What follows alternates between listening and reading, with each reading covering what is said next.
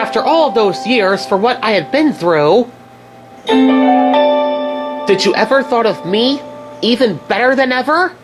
Well, now I am. There's no telling what I have been up to. No, there is no telling what. But you will see.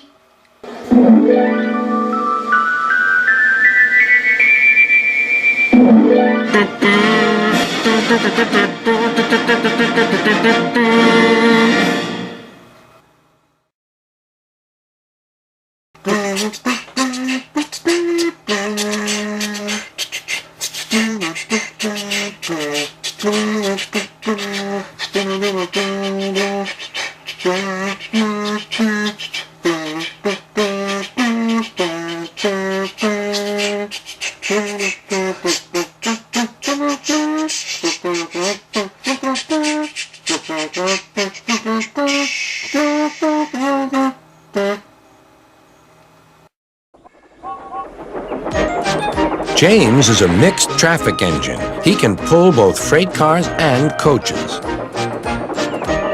He's proud of his smart red paint, and so is his driver. Everyone says you brighten up their day, James. One morning, James whistled loudly at the other engines. Look at me. I am the smartest, most useful engine on the line. Rubbish, replied Thomas. We're all useful. Sir Topham Hatt says so, and he's head of the whole railway. You know what, James? Added Percy. What? Replied James. You're getting all puffed up. James huffed away. Later, he was still boasting. I'm the pride of the line. I saw you pulling freight cars, snorted Gordon. You're only a goods engine. I pull coaches, too. Not as much as I do. But Sir Topham Hatt has plans for me. James was only making this up, but Gordon believed him. What plans? Wait and see. Oh dear, he thought. Now what'll I do? Thomas was shunting shining new coaches. Good morning, James. Are those coaches for me? Asked James hopefully. No, these are for Gordon's Express. I'll fetch your freight cars next.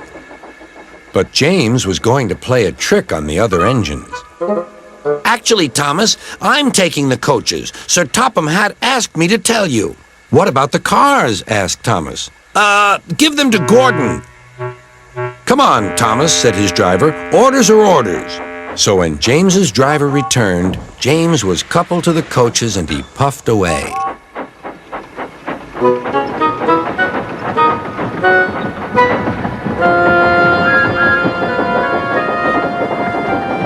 Thomas returned with the freight cars, and a few minutes later, Gordon arrived.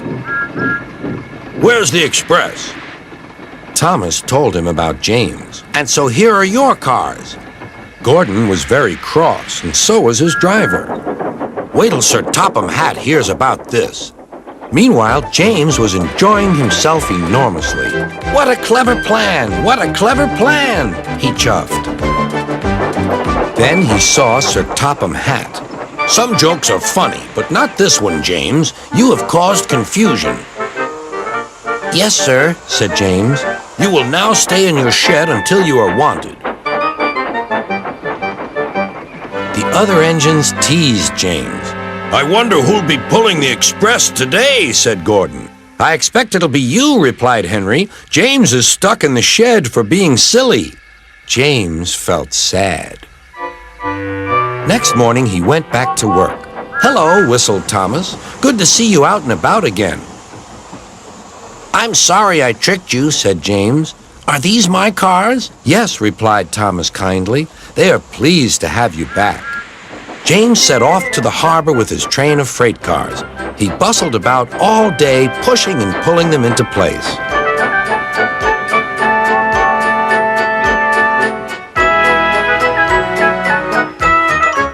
Time to go home now, James, said his driver at last. No cars or passengers, just we two. But his driver was wrong. "Excuse me," called a man. "I have a meeting with Sir Topham Hatt, and I mustn't be late. May I ride back with you?" "Of course," replied James's driver. Then he whispered to James, "This gentleman is a railway inspector." James was most impressed. He steamed along the line as smoothly and quickly as he could.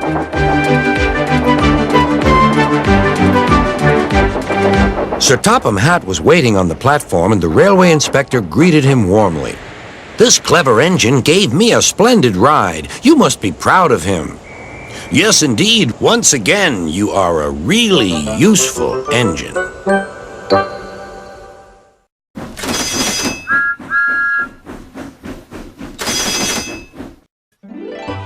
It was a sunny day on the island of Sodor, and all the engines were working hard.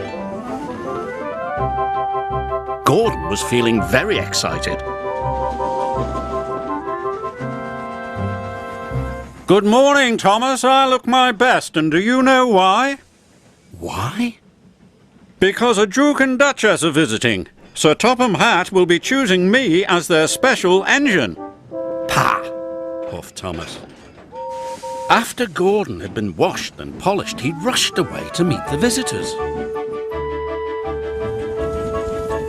But a signal diverted Gordon into a siding.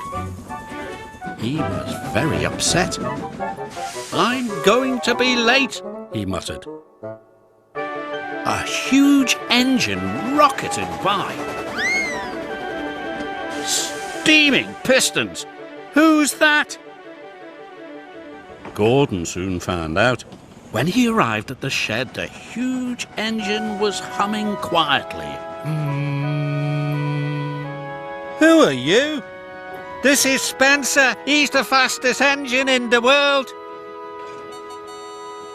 Huh. But secretly, Gordon was impressed. "I'm the Duke and Duchess's private engine. I take them everywhere." "Quiet. There will be a party for our guests at Marron Station."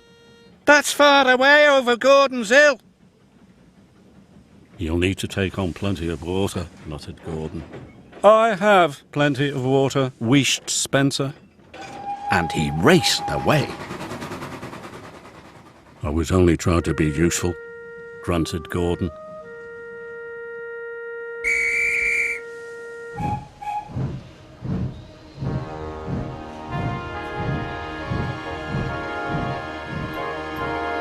Spencer showed the Duke and Duchess many beautiful places.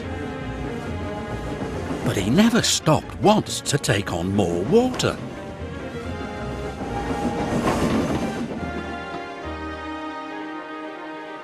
Gordon and Thomas were collecting passengers when Spencer raced through on his way to the party.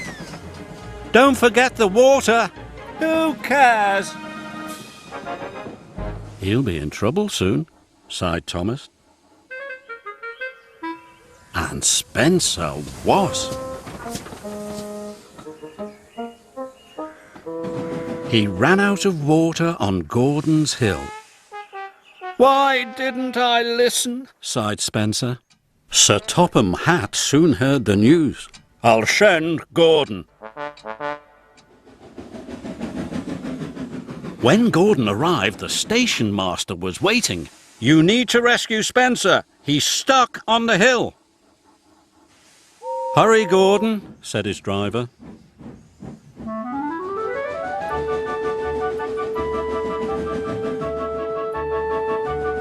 Gordon was looking forward to seeing Spencer. Run out of water? He teased. Yes, snapped Spencer. I must have a leaky tank. Perhaps, smiled Gordon. But we'd better hurry. Everyone is waiting. Gordon switched to Spencer's line and was coupled up.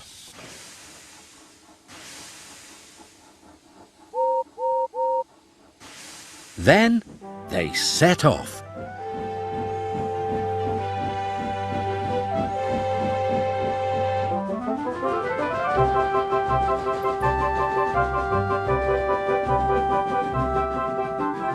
See, said Gordon, we're right on time.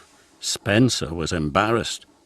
What do you think of Spencer now? Whispered Thomas. Too much puff and not enough steam. Well done, Gordon, said Sir Topham Hatt. You are the fastest engine on Shodor.